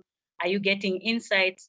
And please, if you have a burning question, please also share the question with us, and we will be responding to it shortly. Sheila, back to you. You've mentioned the issue of data. Myself, I'm in PR and communication. I know how we've been forced to explain why we have a budget to do social media marketing, do ads on Facebook, and also you have to explain that by showing the numbers and the impact that some return on investment. And so yes, I agree that ICT is and should be a compulsory subject for us. So yes, we have all these trends that you mentioned in your presentation for 2021 in the ICT industry and the innovations that are coming up. How specifically? Just one moment. Yes. We are talking about compulsory. The government is promoting digital learning program. Nobody is attending those classes, which are spread throughout the country. It's a contradiction in terms. I think people need to attend those classes. They are from basic to more advanced levels of training. It's in every constituency, actually. Bitange? Yeah. I think it's more of the earlier point that I mentioned. If people don't understand the value, they wouldn't do it. I think fundamentally, as human beings, we're very selfish. We only do things when we see the benefit for us. Case in point, like during COVID, it's now people now actually know that they don't need to do physical meetings. Like people are getting more comfortable with these types of things. So I think also it might also be more to do with the approach itself. We need to sell more before we do the actual implementation. Otherwise, we'll still have the issues that you've highlighted, where you have a lot of training sessions being planned, no one is showing up because they don't see how it helps their lives. Yeah, so I think that might be the missing component in this particular. Marketing, actually, in digital. Yes. Okay. Prof, I understand you have to leave and perhaps catch a little nap. Thank you so much for gracing us with your presence. We've learned a lot from your presentation, and we still hope that we can invite you in our future events so that you can share with us your insightful gems. Asante sana. Thanks. And nice meeting Kirui and Sheila. So Sheila, you mentioned some trends for 2021 in ICT. How specifically can young people leverage on them to make an impact in the industry? Because you can say, oh, the future is remote because people are working from home. We are now doing, this is a meeting that could have been done in person, but we are here on Zoom. Be specific in how young people can leverage on these trends in 2021, even now that you're trying to move out of a pandemic. Okay. So let me give you a practical example. You're an intern, you're working in a huge organization in industrial area, and the management team wants to have a meeting on Zoom, but nobody in the organization knows how to operate that. But you tell the organization, oh, don't worry, I actually know how to organize Zoom meetings. I can even do breakout rooms. I can even, put, there's an AI bot that we can put on our Zoom that can take all the notes for the meeting. Do you think you'll become dispensable in this organization? Instantly, you will be put under the manager of comms because now you are a resource in this organization. Another example, let's take digital marketing.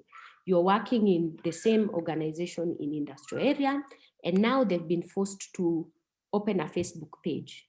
They don't even know where to start. They are opening a page as an individual. There are limitations to that. You talk to them and you say, okay, listen, we can't advertise as individuals, but if we set the page as a page as opposed to an individual account, the advantages are ABCD. It's not even a complex issue. It's not about you coding. It's not about, no. It's just about demonstrating value of ICT to your organization if you're working. If you're not working, there are so many opportunities these days online. How do you ensure your profile, for instance? How do I use Twitter to make my profile? My third job, I got my job from Twitter. I used to tweet a lot back in the day, and I still like doing reports and threads. And one of the leading PR agencies hired me because I used to have a lot of engagement. This was like 2009, I think 2010. We were very few on Twitter at that time. I worked there for 2 weeks. It was not even because I had any skill whatsoever in working in that industry. It's just because they saw something that would be of value to their organization, and they hired me because of that. Use these digital tools as a young person to upskill yourself so that even do certificate courses.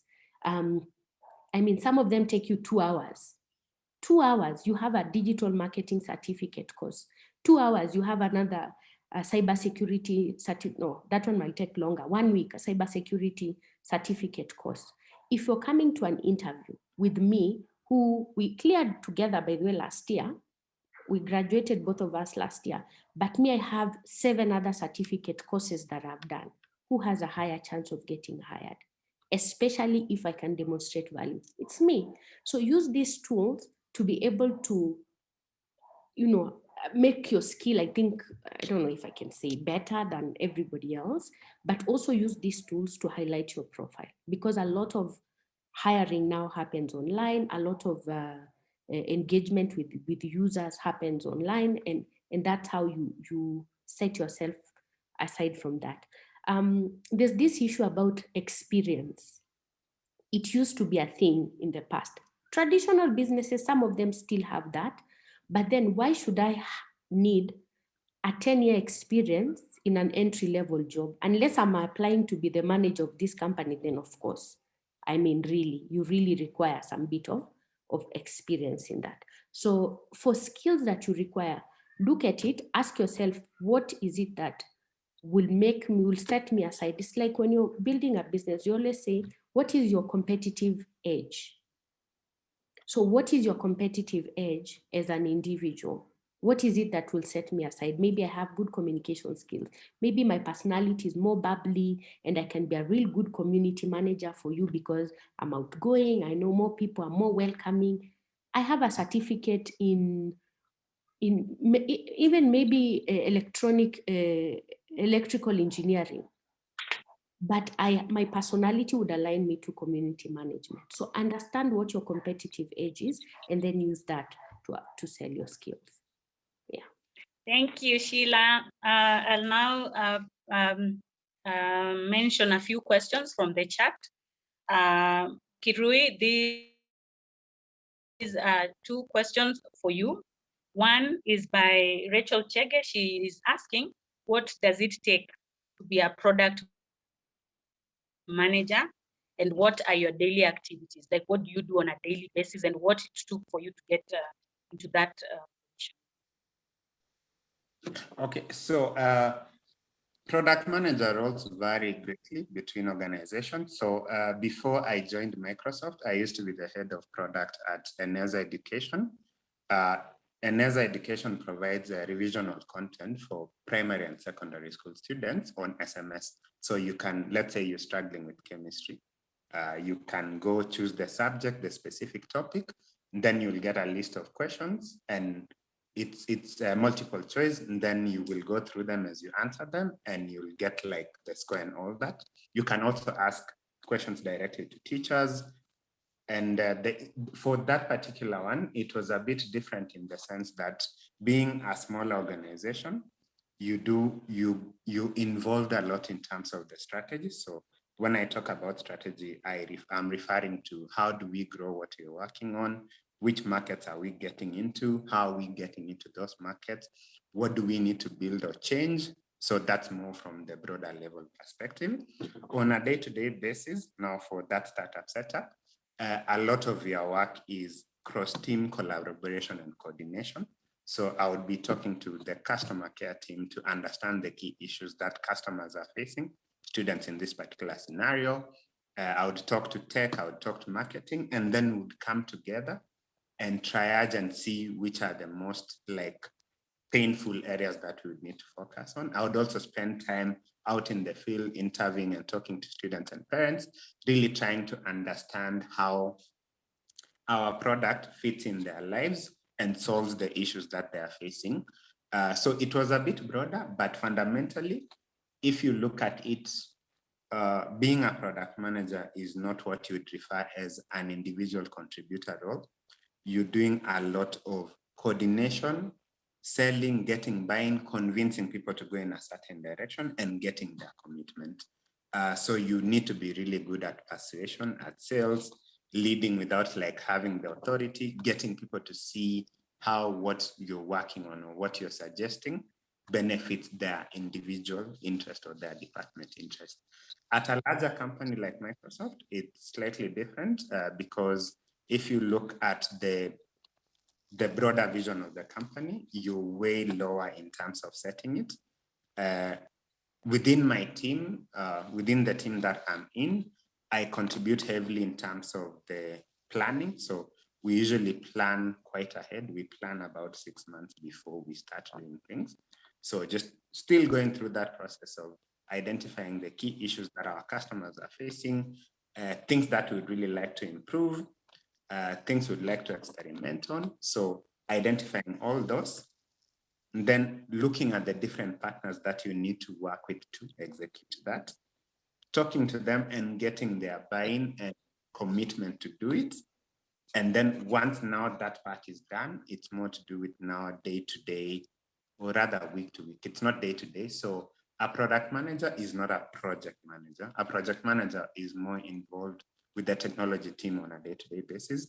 But on my side, I would be doing more of like weekly check-ins on, we are building this and we're hoping to ship it by the end of maybe like 2 months. So I'll do weekly check-ins too. Apart from that, I also do a lot of what we refer to as investigations. So you will find that maybe there's a certain issue that was identified. So I'll go through the entire process of trying to establish how it occurred, seeing who else it affects in our ecosystem of tools, and then thinking through now, if we wanted to solve this specific problem, how do we solve it such that it solves many other problems that we are facing? So unlike a smaller company where you can move quickly and just fix one thing, for a large company like Microsoft, anytime we are asking people, like asking engineering teams to commit to building something, we need to justify the impact, not just for that specific thing. It can be for the broader like Microsoft ecosystem, or we need to show how this particular version that we started with will scale into now affect other things. Yeah, but fundamentally at the end of the day, be very good at coordinating and communicating with people. You also need to be good at sales and convincing people to see it your way and get their buy-in, and creating a lot of clarity on why you're doing something. Yeah, so that's the short answer. Thank you, Kirui. I hope Rachel Chege, you have gotten something out of that response. And yes, everything is possible. You can be just as Kirui started from somewhere. You also start from somewhere and you can get far. Thank you, Rachel, for confirming and your message. Asante sana. There's someone here who really would love to join the Microsoft team. Joseph Kenneth, the second question for you, Kirui. He's asking just how competent should you be for you to get an opportunity at Microsoft? Okay, yeah, you can do it. Trust me. We are like about 350 people at the Africa Development Center here in Nairobi. So it's very, very possible. When we talk about competence, people usually confuse competence with experience. Those are two very different things. So you can be a very competent intern. That means you're starting out in your career, but based on like what you know it really well. You can be a very competent mid-level engineer or senior engineer or whatever. So the interview process for Microsoft, it's a bit, okay, compared to the rest of, like if you look at younger companies, they are more thorough because of the types of products that they ship. So anytime I work on something and it's pushed out, it will be used by like 150 million people. So when we talk about competence, or rather like the quality or the standard they look at, they are significantly higher than most of the companies that you'd interview for. So more often than not, you'll find that you will, for example, interview for maybe a senior engineer position, but then you'll get one below just because of how they rate and like evaluate how like the standard and the competency levels that they have in place. As a practical example, I interviewed for the role of a principal program manager, but I got in as a senior program manager because my level was not at that point. But it doesn't mean you should not try. The idea behind it is where you think you are might not be where they think you are, but if they find a position that you can fit in, you can definitely fit in. And you'll find that some people have interviewed 2 to 3 times and got in like at the 3rd time or so. Yeah, so what I would advise is give it a shot and see how it goes. On the question of if they value competence or experience, it's more of competence and less of experience, because companies still need entry-level employees, and then you go all the way up. So they're always recruiting across that entire spectrum. So competence is actually more valuable than experience, and experience will give you more competence in certain areas. Yeah, that's what I would say for that topic. There are quite a number of sessions that actually the last one was, I think, 2 weeks ago, about careers at Microsoft. Watch out for those ones. They'll actually give you more information about what it takes. Yeah. Okay, I think what Kirui you are saying is that let's send out our CVs, let's spruce them up, send them out. Sometimes you never know, because I understand so many organizations, such even Google, if you are able to do the job, they will not shy away from giving it to you. If you go through the right interviewing processes and you are capable of doing the job. Sheila, I hope we've not left you alone, but I want to say that as a female, there are so many misconceptions. Even Kirui, you can agree that sometimes people say that ICT is for geeks. People who are into machines, gadgets, books, you're reading, you're coding. That is one of the misconceptions about ICT. So what are the most common misconceptions you've had and how can we demystify them so that we encourage more young people into the career? Sheila. So there are people like those for sure in tech, but also there are people who have a more outgoing personality. And like Kirui said, there are a number of career options in technology. So, you know, there are people who in every industry who are more, you know, they like to be in the back end.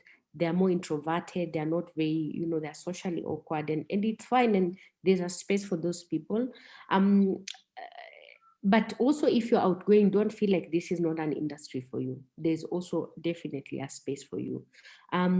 There's also another misconception around the fact that you must have a degree, for instance, to be in tech. It's helpful, but it's not a must for you to have it to get into the industry.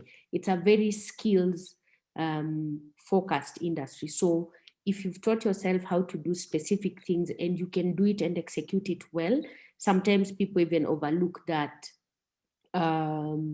academic part. But it really is helpful when you have those academic papers, because sometimes they help you in if you want to have more skill advancement courses and things like that that the organization can do for you, it's helpful. So if you're in school, stay in school, it will help. Even if you're in you're doing a course that is not necessarily in ICT. I didn't have one.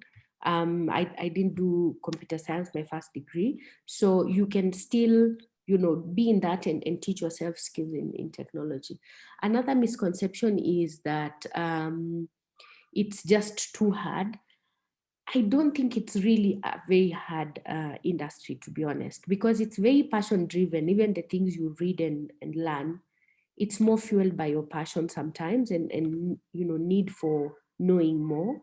So yes, even if you're not, you can really still, you know, get into this industry. What other misconception I've had about this? There's also a lot of career opportunities, growth in ICT than I feel in, especially as fast as possible, and like in any other industry. I think most of us, if we were in other industries, I don't think we would have been where we are now before we are even 35, because of just the way the sector is. You have, you know, to have worked 10 years for you to get one promotion. But in tech, really, if you're good enough, you can rise in ranks really, really fast if you do things and you can execute, manage people, and those soft skills. I think you can grow fast. The last misconception I think I'll mention is you don't need soft skills in tech. You need soft skills in every industry. You have to have good communication skills. You have to have some people or interpersonal skills to talk to your team. These days, even using tools. So you have to say maybe you're using a product management or project management software that you have to put, you know, what happened today and things like that. So you have to have those soft skills. It's important in this sector as well. So yeah, Kirui, any other? Okay, 2 questions for you, Sheila. Thank you so much. If you would like to respond to them. One by Nancy Marangu. Perhaps you can give an example of the organization you work at, and Hillary, you'll also take the same question. Is the ICT space giving opportunities, especially for persons with disabilities? How is the organization like? Give us an actual state of affairs at your organization. Okay, so I'll give you my previous organizations and then I'll give you the current one. The current one is slightly different because it's a UK organization and they must, by law, have those inclusivity is a must in the organization, and the shift I've seen in previous organizations and in where I'm working now. The good thing about tech is it really doesn't have any barriers per se if you're building the stuff yourself, it allows you to be able to do that. And there are even opportunities in entrepreneurship, for instance, for assistive tech that have been built locally. And there are people working in those industry are people living with disability that they've built this product, but also in the organizations, because it's a skill-based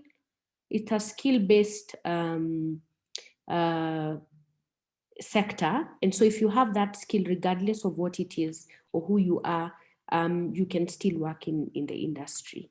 I think in the employment part now, building products, I think that one you can build and you can join teams. They really rarely look at those options.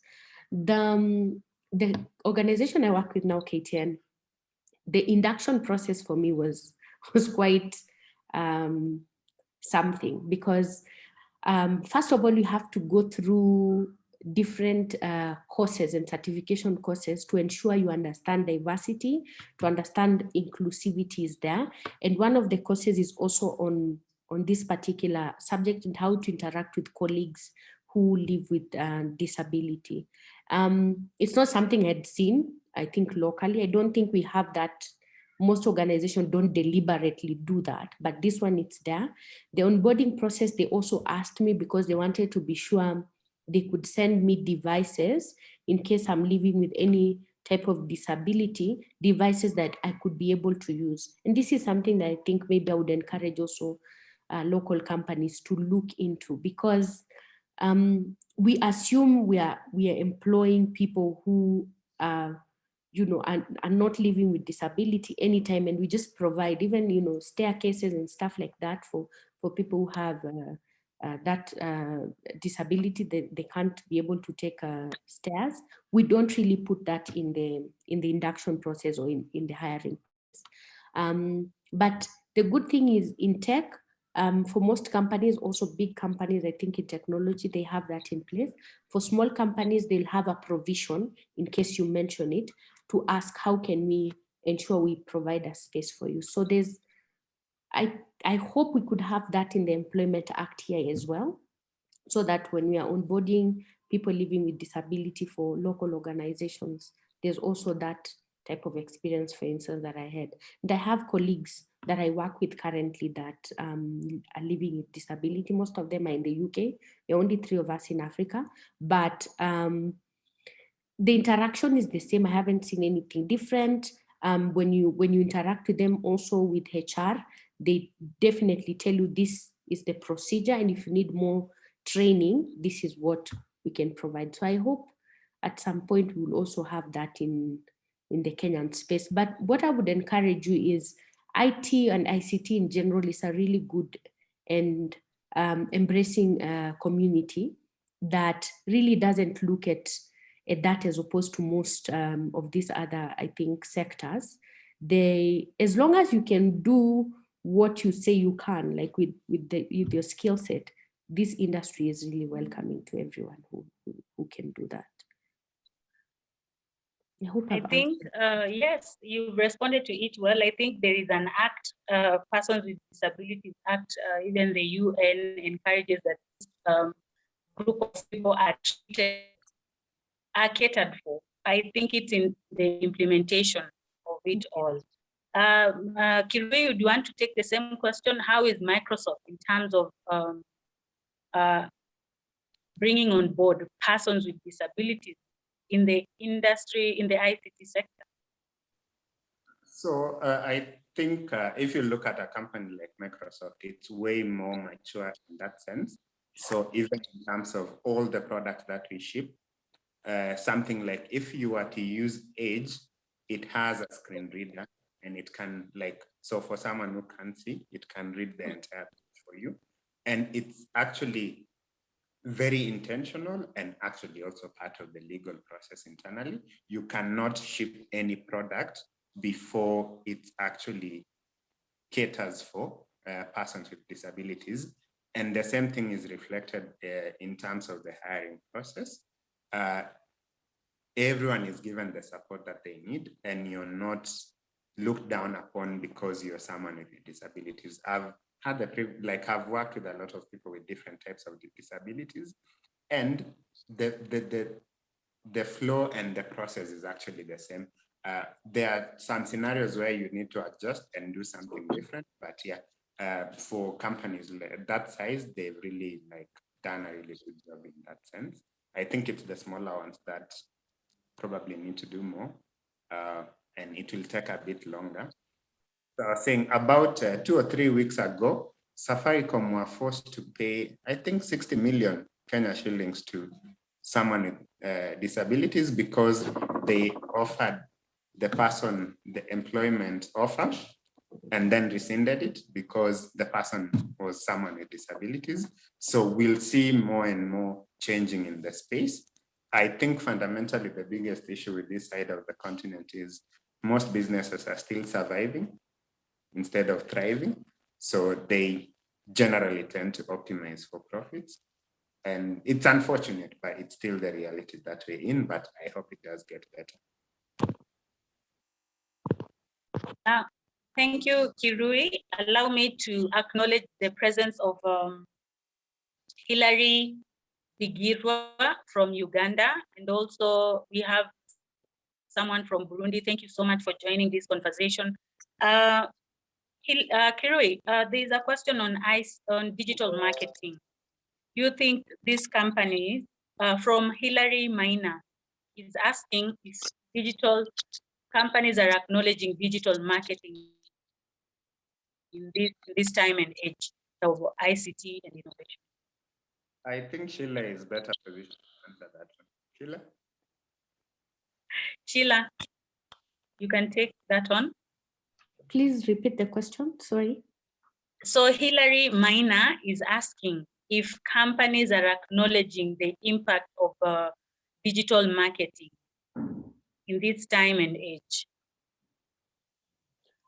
Yeah, I think also it's one of the most growing sales generation channels for most companies, especially if you're operating in the digital space. If you don't have that, I really don't know how you can survive in the digital space. So yes, for sure. Also, the good thing about digital marketing is you can really use data to back up your claims. As opposed to say, for instance, if I'm doing marketing, traditional marketing, a newspaper or billboard, it's, perceived eye view, perceived listenership, perceived readership. But with digital marketing, you can really use data to back up sales. You can use data for a lot of things, including predicting how the market will behave in future, which types of products are moving much faster than which ones on which days and what times. You can use a lot of data on digital marketing. So yes, I think companies are in the digital space acknowledging that. But also, I think something we should be cognizant of, even with digital marketing, is how big companies, for instance, are building communities, even though they're using digital marketing. You have the IOs, you have like product launches for Apple, for Microsoft, they have that every year, and they not necessarily launch a product, but they'll bring their community together to talk about, this advancement we've made on this, that, and the other. So communities, I think, is something, if you're in that digital space as well, learn about community management, engagement, retention, all those things, and how you can tie that into digital marketing to be able to demonstrate value for your client. Yes, so they're acknowledging, and a lot of them are getting into that space as well. Or at least hiring people in that space, yeah. Yes, Sheila. So perhaps, Sheila, Kirui, you could leave your contact details on the chat section, not really, but even social media, so that guys in here can continue to engage you after. There are quite a number of questions that are coming in. I don't know if we'll be able to manage to handle all of them, because I haven't finished my own set of questions. We have one from Kenneth Joseph. This one is specifically to Kirui. Is GitHub Copilot a threat to software development field in terms of employment? Is GitHub Copilot a threat to software development field in terms of employment? I would argue it's not. It's like saying before IDs were created, we used to like write code on punch cards, and then we moved to notepads, and then we moved to more like sophisticated IDEs. GitHub Copilot will make it easier for you to do your job. It will never take your job. In as much as we talk a lot about artificial intelligence, machine learning, and all that, we're still at that point in time that it can't do everything by itself. It can help you move faster, but it can't do your job. So think of it as an aid that will make it easier for you to do your job and not take away your job. I don't think it's something that you should worry about. It basically allows you to focus more on the less mundane aspects of the work that you do, and then let now Copilot do those bits. Yeah, so I don't think you should be worried about that at all. Thank you so much. Guys, please, if you're on the conversation, kindly check the chat box. There is a link to a form that you're supposed to be filling. Give us feedback. We'd love to hear from you, the feedback on this session and how it was, so that we plan better. Sheila, final question from the audience before I take on 3 questions from my end. Nancy is asking, what intersections can be created within rural households to enhance ICT literacy? So what intersections can be created within rural households to enhance ICT literacy? Sheila? Okay, so I grew up in West Pokot until I was 14. And my first interaction, the first computer I ever saw was in high school. But I was really interested in games on the phone and whatnot, and they were like only in our entire village. But anyway, for kids like myself, the first interaction to technology is always a mobile phone, always a mobile phone. So how can we use mobile devices to be able to introduce children and people in rural area to technology? Because we always assume ICT is very complex, it has to be laptops and desktops. It doesn't have to be. It could be a phone. How can you use Eneza Education SMS, for instance, for your child in class 3, class 4, class 8 to revise? It can be that basic and still useful. So I think intersection of technology in rural areas has to be from those type of first of all, that basic level ICT interaction. Then secondly, it has to be for very specific rural challenges they are facing. For instance, solar. How can I am slightly exposed. I've gone to high school. I have had people talking about solar. How can I encourage my family to install solar if we don't have, and we can pay using M-Pesa? Those types of innovations. So intersection of ICT in general for rural areas has to be fast. We cannot have luxury type of solutions in rural areas, because they might really not, first of all, it's not a need. Secondly, interaction to it might be quite minimal. So I would say need-based education, solar, for instance,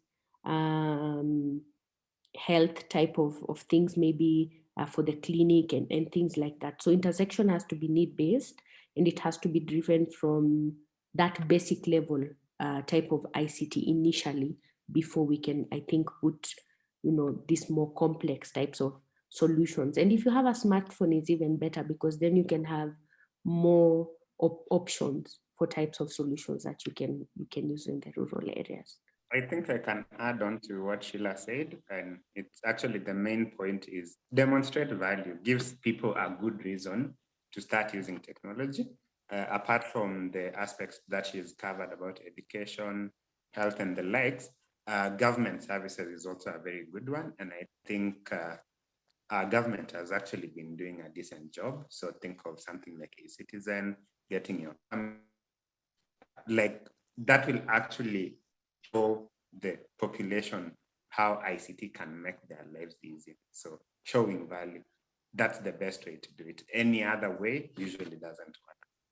Thank you. Very great responses. Nancy Marangu, I hope you picked a few gems out of those two responses. Asante sana. So back to perhaps the last bit of questions from my end.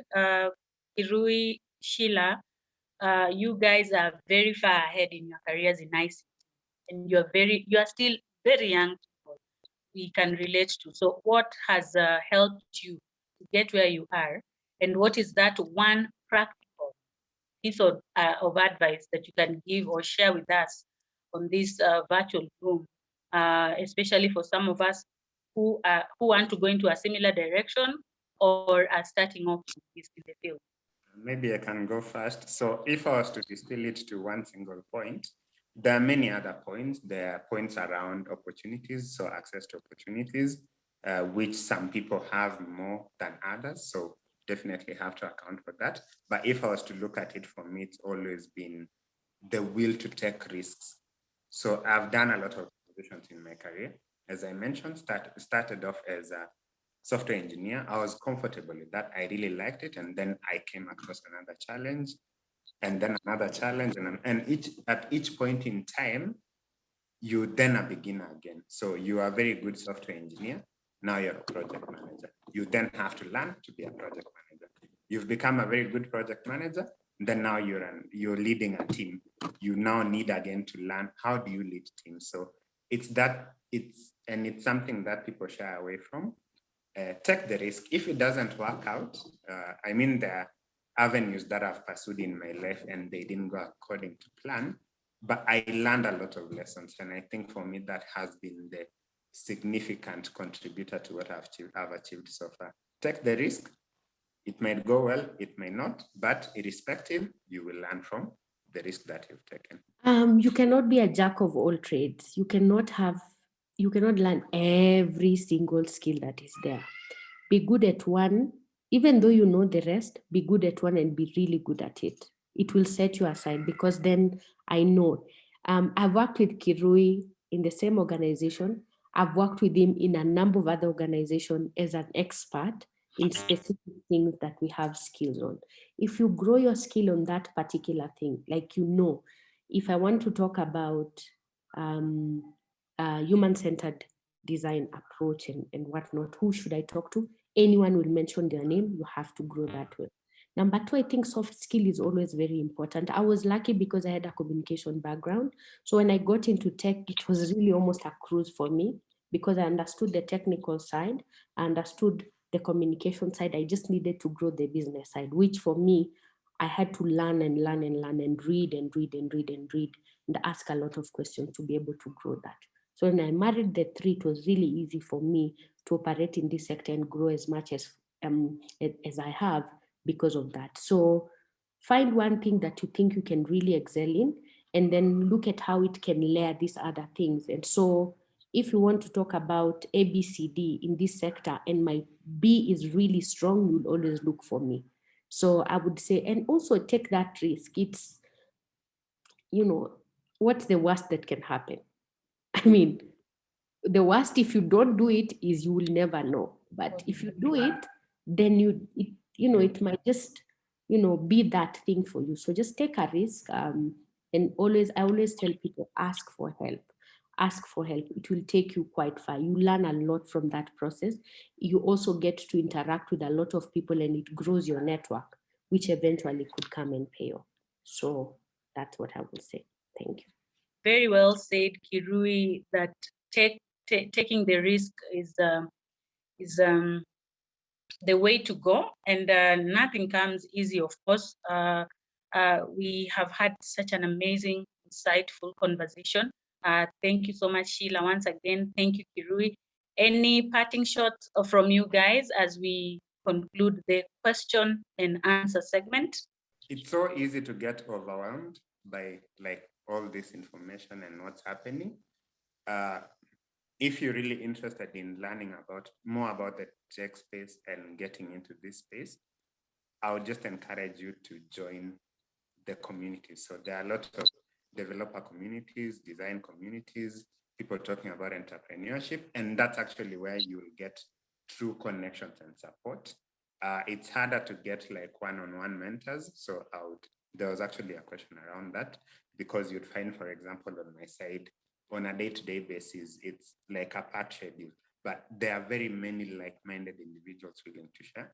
So if you're really interested in getting into this space, I can share the link later. I don't know how it will get to the participants, but there are very many supportive communities that can get your career to where you want to. And you don't need to be a hardcore techie to be in tech.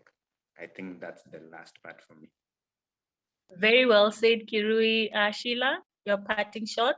I think my parting shot would be the future is now. Nobody will tell you, the way they used to tell us you're too young.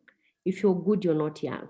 So the future is now. Take those opportunities, even for things you think you might not, you don't know. If someone offers, I have a quote from Richard Branson that I really love. If someone offers you an opportunity and you don't know what that job is, get in and learn. So if you find an opportunity, get in and learn while you're inside. So that's what I would say. Just take those opportunities. It's our time. I believe the young people, especially in this continent, will change a lot of what will happen in this continent. So it's our time. Take those opportunities. Yeah. Thank you, Sheila. I like that you mentioned that the future is now. We've been told for a very long time that we are the leaders of tomorrow. And this tomorrow, unfortunately, it never comes.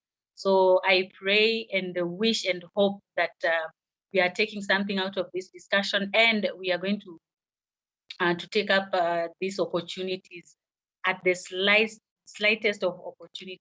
If you get it, grab it. Don't think about, oh, I'm young, I can't do it, it's not yet my time. The future is now, the time is now. There's no reason for us to wait for tomorrow as young people. Thank you so much, Sheila, for your very insightful comments, observations, and presentation. Kirui, asante sana. I think you guys have left your contacts on the chat space. So anyone interested in having a follow-up conversation with the two panelists, tafadhali check the chat box, and you can continue the conversation with them, especially those people who are interested in working. I've seen a lot of people interested with Microsoft. It must be a very good employer. Everyone wants to work with Microsoft. Asante sana, Lorraine. Wow, thank you so much, Linda Mbaisi. That has just been an incredible session.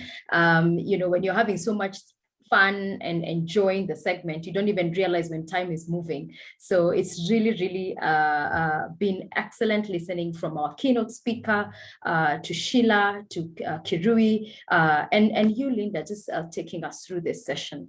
Ladies and gentlemen, I hope you have grasped as much as I have. There's been so much to learn. And as we have been saying in our hashtags, the future is now. And I like my friend Ndiga, who has added, the future is now, and it is in Africa, and it is all about Africans. So it is you people in this room. I keep saying Vision 2030, Agenda 2063, and all those other SDGs and all those other things that we are being told are in the future.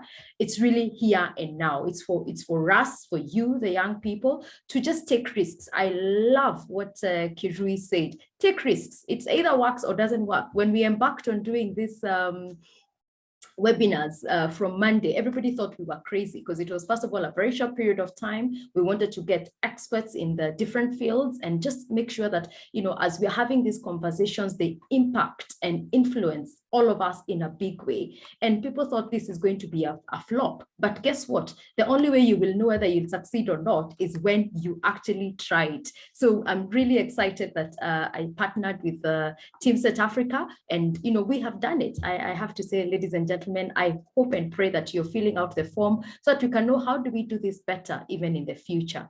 And so now allow me to introduce Wambui, who will be doing a vote of thanks. Wambui is one of the team members from Team Set Africa. Wambui, karibu sana. And it's nice that it's another female in this space, ICT space. Karibu, Wambui. Thank you. I'm sorry I can't have a video. My background is not that nice. That's fine. Anyway, That's okay. thank you for the opportunity. Good afternoon, everyone, and I hope that you really had a good time in the session as much as I did. My name is Grace Omboy. I'm from Team Seat Africa. I would like to thank you all for attending today's session, and I hope what you've learned today is going to be beneficial to you right now or to your future self. But first and foremost, I would really want to thank Team Set and Epic Lorraine Life Events for organizing this event for us. It has been very educative, especially for those of us who are still in school and look for mentorship when we want to, as we start our careers in ICT. I'd like to thank Sheila and Mr. Kirui for your engagement and for giving us insight on what we are going to expect as we start our careers, and for giving us, having someone who's actually been there, who's gone through the process, and if I may say, is successful in it, is very nice, and we highly appreciate that. All participants, thank you for your time, and thank you for your participation. For those of us who missed sessions, bits of the speech in the morning, we're going to share a link of the recorded session, and we apologize for the mishap with the emails in the morning. Yeah, thank you. And I hope that the rest of your afternoon is as fruitful as the morning has been. Thank you. Thank you very much, Grace. And thank you very much again, Linda, Sheila, and Kirui, and all our participants for sitting in for close to 3 hours now, just having a very engaging conversation. Tomorrow morning, we have no session this afternoon due to unavoidable circumstances with our panelists and key speaker. In the afternoon, we'll be having, tomorrow we will be having entrepreneurship conversation in the morning. So please do spread the word, let people come and enjoy that session. And then in the afternoon, we will tackle self and career development. So see you then tomorrow at 9 a.m. Tomorrow we begin at 9. We began at 9:30 at the request of Professor Bitange today. So thank you, have a lovely afternoon, and God bless you. Asante sana.